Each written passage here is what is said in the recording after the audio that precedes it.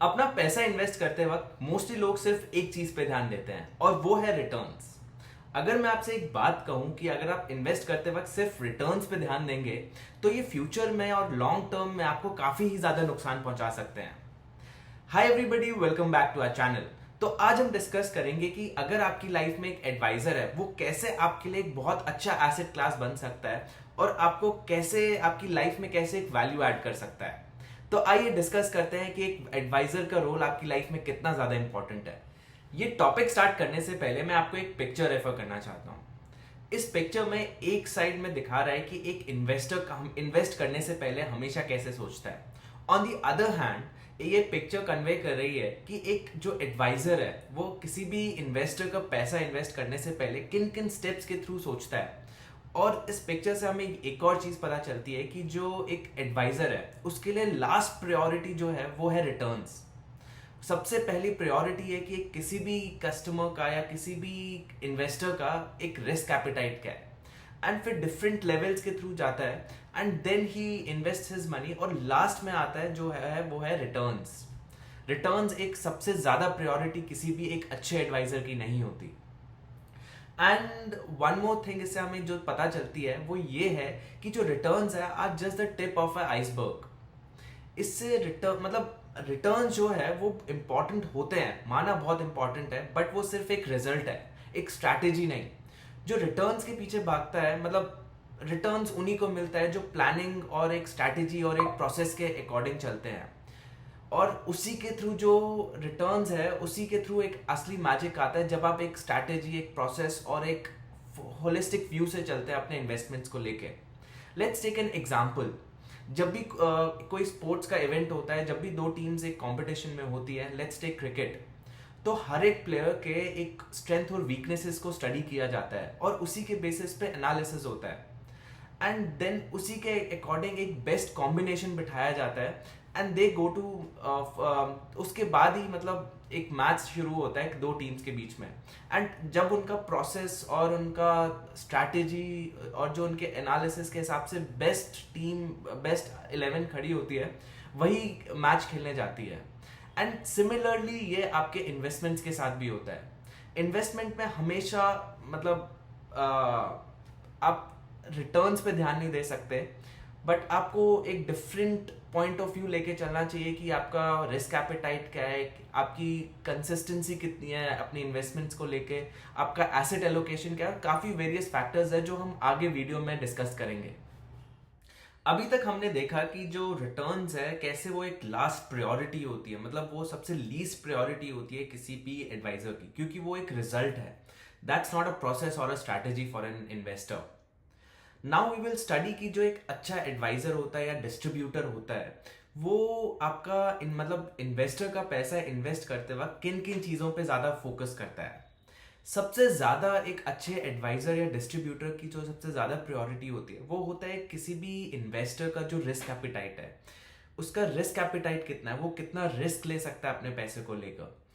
क्योंकि अगर आपका रिस्क एक इन्वेस्टर का वो मेजर करता है कि एक उसका इमोशनल और फाइनेंशियल रिस्क कितना ले सकता है वो कभी भी जब भी वो किसी भी इन्वेस्टर का पैसा इन्वेस्ट कर रहा होगा।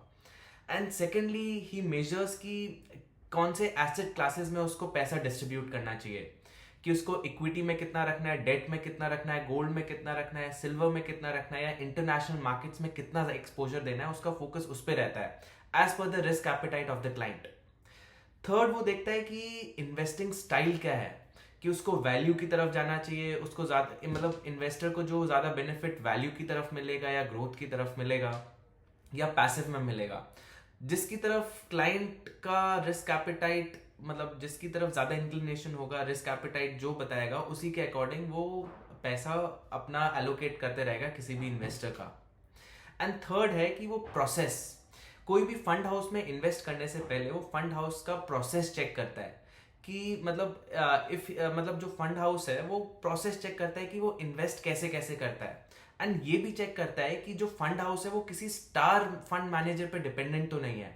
व्हाट इफ अगर वो स्टार फंड मैनेजर फ्यूचर में छोड़ के चला गया वो एएमसी को, उससे इन्वेस्टर के पैसे पे काफी फर्क पड़ सकता है। And second I mean the next point is कि फंड मैनेजर का ट्रैक रिकॉर्ड क्या रहा है अभी तक, क्योंकि जो फंड मैनेजर का ट्रैक रिकॉर्ड है वो काफी कुछ शोकेस करता है कि वो अलग अलग मार्केट साइकिल्स में उसने कैसा बिहेव किया और कैसी कंसिस्टेंसी रही है रिटर्न्स को लेकर उसकी। एंड लास्ट पॉइंट इज कि कंसिस्टेंसी, क्या फंड मैनेजर हर मार्केट साइकिल में कंसिस्टेंसी प्रोवाइड कर पा रहा है इन्वेस्टमेंट्स को लेकर? अगर yes, then that's a plus point for him, तो वो उस फंड हाउस की तरफ जाएगा। अगर कंसिस्टेंसी नहीं प्रोवाइड कर पा रहा तो देन मतलब that's a negative point, and वो उस चीज को लेकर थोड़ा शिफ्ट भी हो जाता है, दूसरे फंड हाउसेज में एक्सप्लोर ज्यादा करता है वो।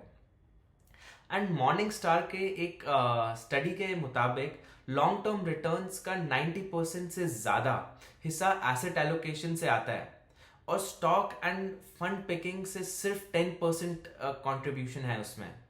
ऑल्सो एडवाइजर एम्फी के 2024 के डेटा के अकॉर्डिंग, ये आपको इजीली नेट पे भी मिल सकता है, एडवाइजर लेड जो एसआईपीज होते हैं वो बहुत इंपॉर्टेंट रोल प्ले करते हैं, जिनकी भी जो भी इन्वेस्टर हैं जो 5 साल से ज्यादा एसआईपीज मार्केट में जिनकी चल रही है, उनमें से 80% लेड एसआईपीज जो है वो 5 साल से ज्यादा चलती हैं। इससे एक चीज हमें समझ आती है कि जो भी एक एडवाइजर होता है वो एक इन्वेस्टर में डिसिप्लिन बिल्ड करने में कोशिश मतलब एक सक्सेसफुल हो जाता है जब वो किसी भी इन्वेस्टर में जब भी डिसिप्लिन बिल्ड करता है, क्योंकि वो 5 साल कंटिन्यूस चलती रही, उससे इन्वेस्टर ने एक मार्केट फेस देख लिया है।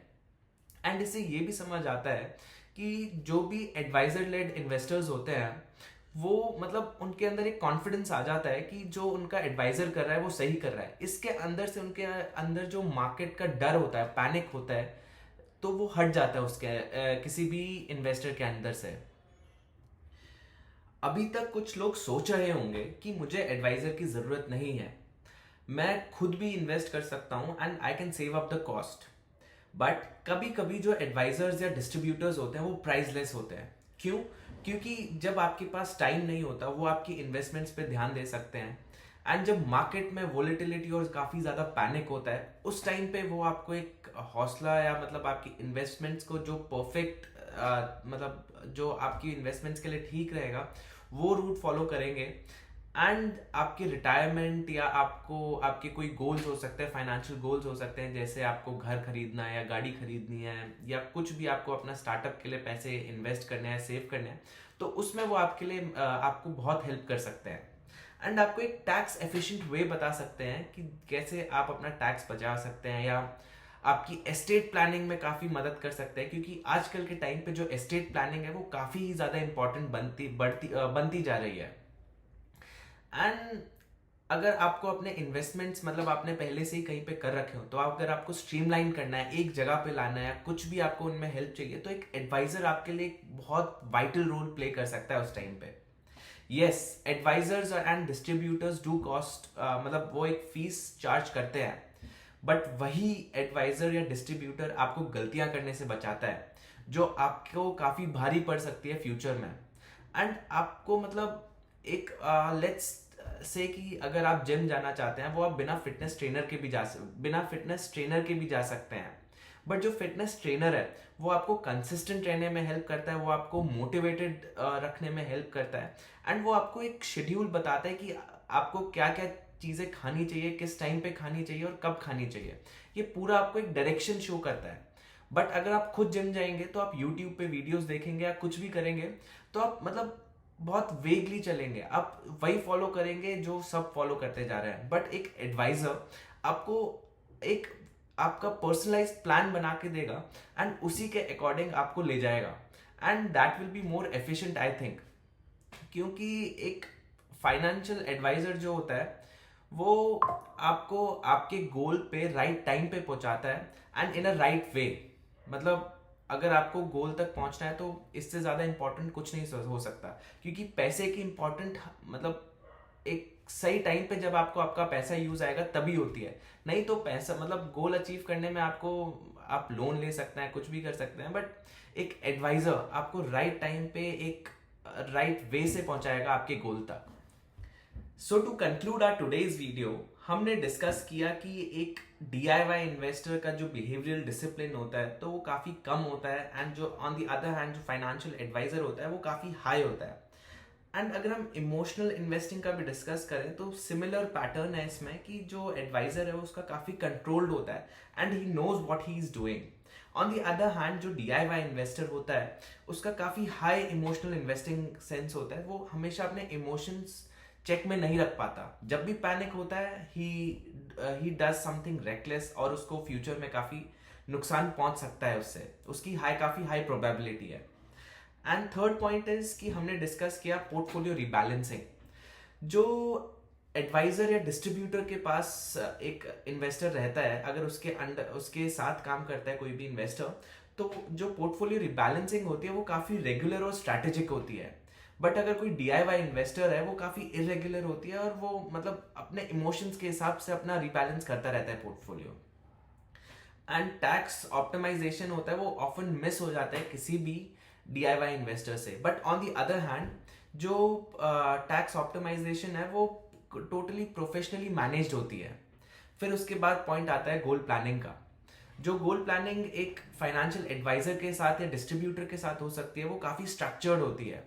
But on the other hand जो DIY इन्वेस्टर्स होते हैं वो काफ़ी रैंडमली होती है, वो एक पर्टिकुलर गोल लेके चलते हैं। बट जो एडवाइजर होता है वो पूरा एक होलिस्टिक व्यू लेके चलता है। और अगर हम लॉन्ग टर्म रिटर्न्स की लास्ट में बात करें तो जो DIY इन्वेस्टर की होती है वो काफ़ी लो हो सकती है ड्यू टू एरर्स, क्योंकि वो काफ़ी एरर्स कर सकते हैं क्योंकि इमोशनल डिसीजंस टेक ओवर कर जाते हैं। ऑन द अदर हैंड जो फाइनेंशियल एडवाइजर के साथ होते हैं वो उनकी हाई और कंसिस्टेंट होती है, और ये सबसे ज़्यादा इंपॉर्टेंट पॉइंट है। हमने पूरा सब कुछ डिस्कस तो कर लिया एक एडवाइजर के बेनिफिट्स के बारे में या कितना वैल्यूएबल बन सकता है एक एडवाइजर, बट हम डिस्कस करेंगे कि जो DIY इन्वेस्टर है वो भी एक बुरी चीज़ नहीं है, that's also a good thing. But अब हम डिस्कस करेंगे कौन DIY एक्चुअल इन्वेस्टर बन सकता है।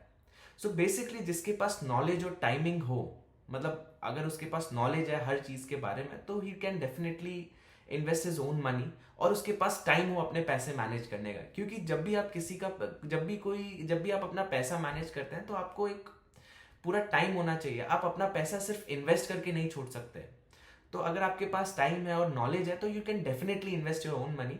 बट अगर आपके पास नहीं है इनमें से कोई भी एक चीज़ तो you should definitely go towards a advisor, या तो फिर आप किसी अच्छे डिस्ट्रीब्यूटर के पास जा सकते हैं। अगर आपको हमारा कंटेंट वैल्यूएबल लगा और लगता है कि इस कंटेंट ने आपकी लाइफ में कुछ वैल्यू ऐड किया तो please do like share and subscribe our channel. Thank you.